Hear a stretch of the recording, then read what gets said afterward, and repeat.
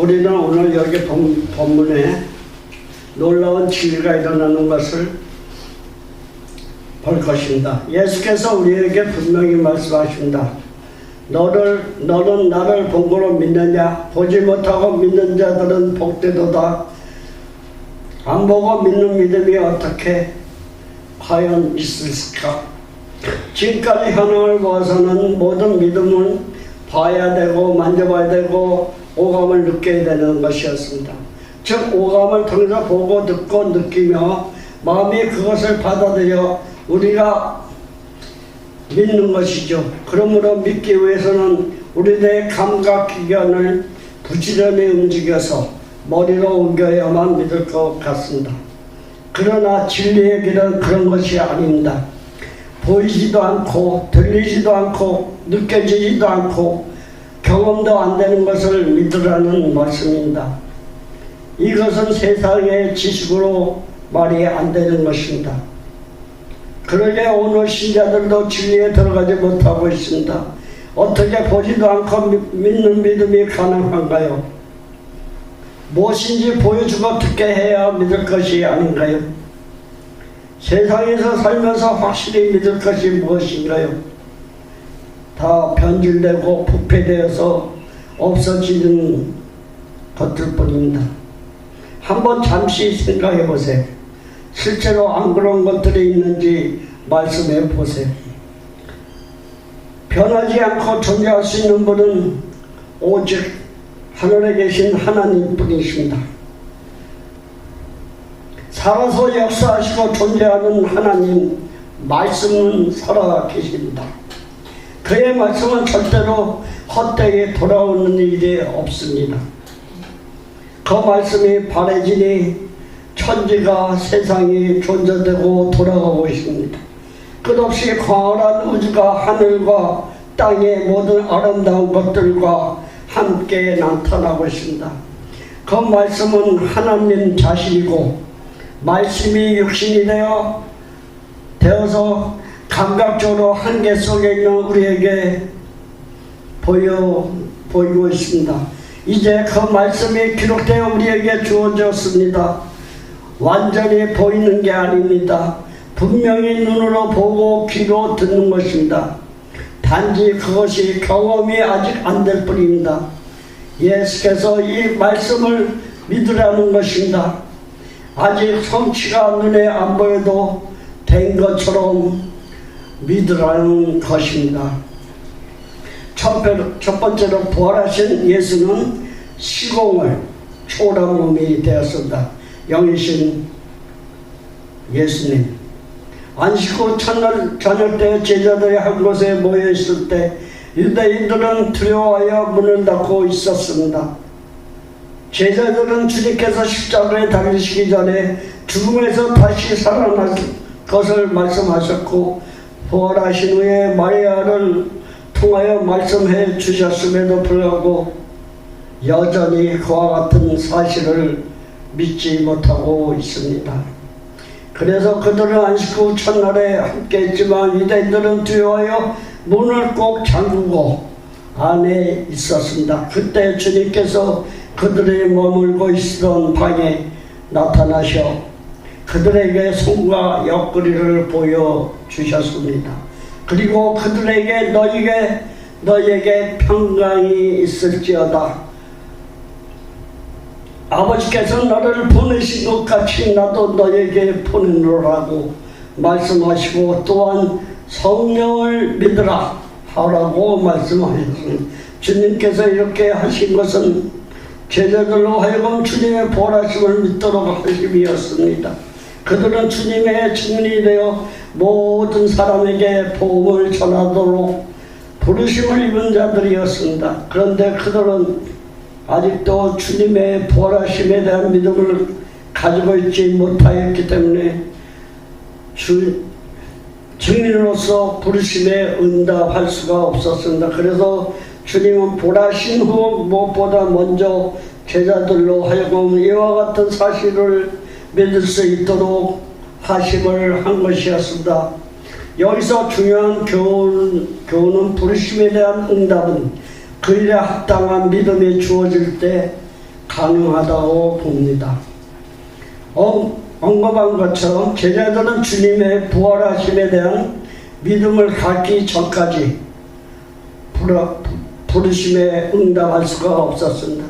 그래서 주님은 친히 그들에게 자신의 부활하심을 보이신 후 그들을 세상에 파송하신 것이었습니다. 두 번째로 그의 영을 받은 사람은 그의 평강을 가지게 됩니다. 죄를 용서할 수 있는 존재들이 됩니다. 여들의 이전에 제자들과 함께 하지 못한 토마는 다른 제자들로부터 주님의 부활하심에 대한 소식을 들었지만 그와 같은 사실을 믿을 수 없기 때문에 이렇게 말했습니다. 25절의 말씀, 내가 그 손의 못장을 보며 내 손가락을 그 못장에 넣으며 내 손을 거역거리에 넣어 보지 않고는 내가 믿지 아니하겠노라고 말씀하고 있습니다. 이런 일이 있은지 여들의 후에 제자들의 한 집에 안에 함께 있을 때 주님께서는 또 그들을 찾아오셨습니다.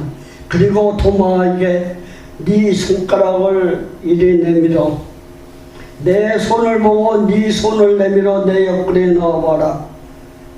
그리하고 믿음 없는 자가 되지 말고 믿는 자가 되라.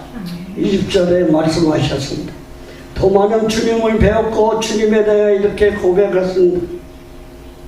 나는 나의 주시오 나의 하나님이시다고.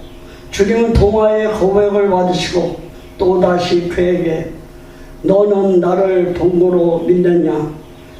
보지 못하고 믿는 자들은 복되도다고 29절에 말씀하고 계십니다.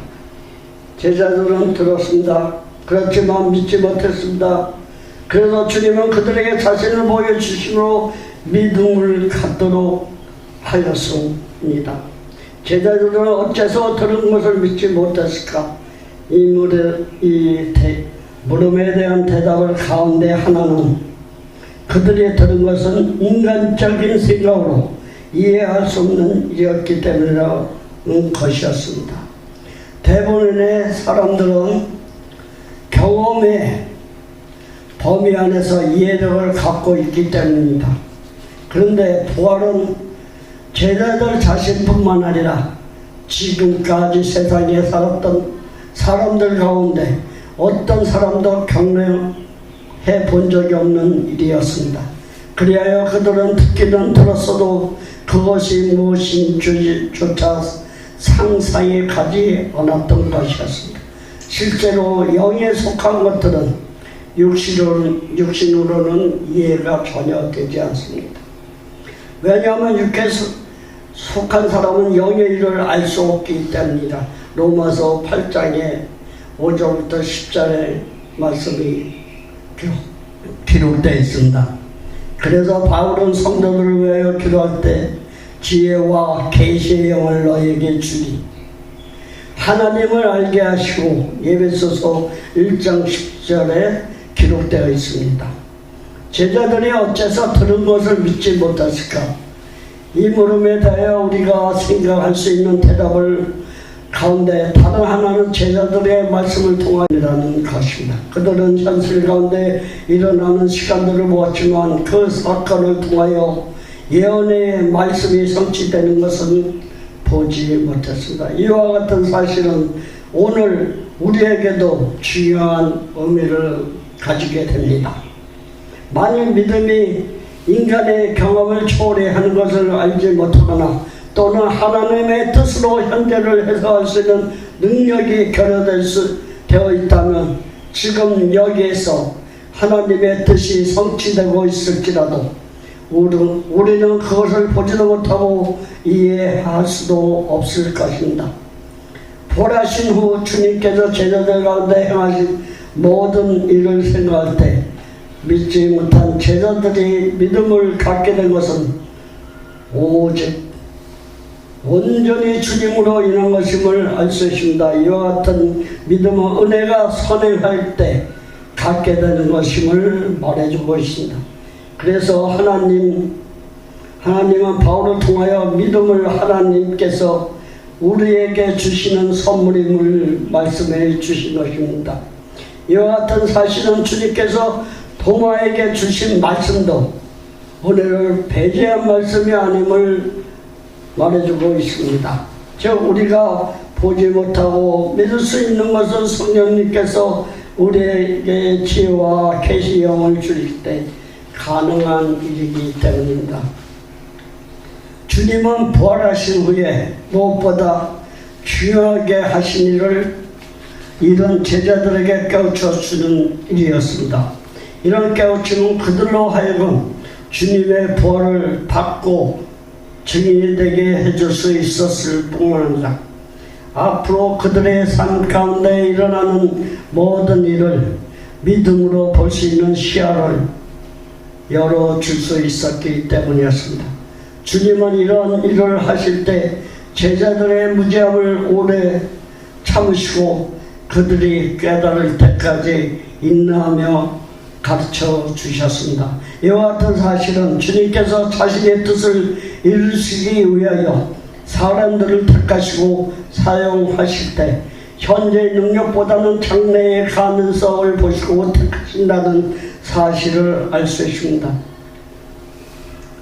한 3일 전 아침에 이번 주는 말씀을 묵상하다가 한 책에서 예문을 봐가지고 오늘 소개하려고 합니다. 어느 교회 목사님에게 한 권사님으로부터 급한 연락이 왔다고 합니다. 남편이 암 진단을 받았는데 당장 수술하지 않으면 힘들다는 것이었습니다. 사실 그분은 20여 년간 부인을 교회에 모셔다 주면서도 예배는 한 번도 참석지 않았다고 합니다. 권사님이 여보 교회까지 왔으니까 들어가셔서 같이 예배 드립시다 라고 조심스럽게 말하면 대번에 그럼 앞으로 안 내려 듣죠 하면서 화를 내곤 했습니다. 그분이 암에 걸린 후 처음에는 목사님이 신방오고 또 인사드리고 해도 나보지도 않고 외면했지만 그래도 목사님은 계속 권사님을 위하여 신방하며 기도할 때 그의 마음의 문을 열었습니다. 수술 전날 권사님은 남편에게 세례를 베풀어 달라고 부탁을 해왔습니다. 그분은 세례를 받겠다고 분명히 대답했습니다. 예수님을 영접한 그분이 드리는 처음이자 마지막 예배가 될지도 모르게 당사자와 또한 권사님다 교인들이 모두 눈물을 흘리며 세례식에 참여했습니다. 그런데 수술이 있던 날 오후에 전화가 걸려왔습니다.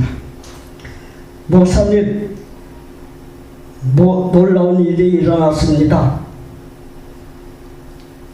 남편의 배를 열어봤는데 암이 아니랍니다. 의사들도 당황하고 어이없이 했답니다. 퇴원 후 그분은 주일마다 교회에 나와 주님을 찬양하며 예배하며 눈물을 흘리며 간절히 기도하는 모습으로 교회를 참석하였습니다.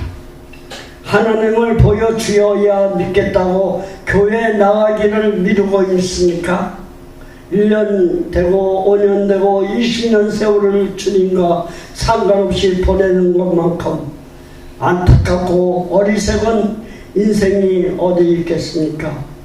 주님을 보지 않고도 믿으면 주님의 역사를 보게 된다. 구원의 주님과 함께 영생을 누리는 복된 삶이 우리들 앞에 펼쳐집니다. 세 번째로 주의 모든 축복은 약속뿐입니다. 말씀으로 우리 속에 쥐어졌습니다. 그러나 아직 경험되지는 않았습니다. 부활의 주를 본 적도 없습니다. 많은 사람들은 아직도 귀신이 복종하는 것을 직접 눈으로 보지 못했습니다.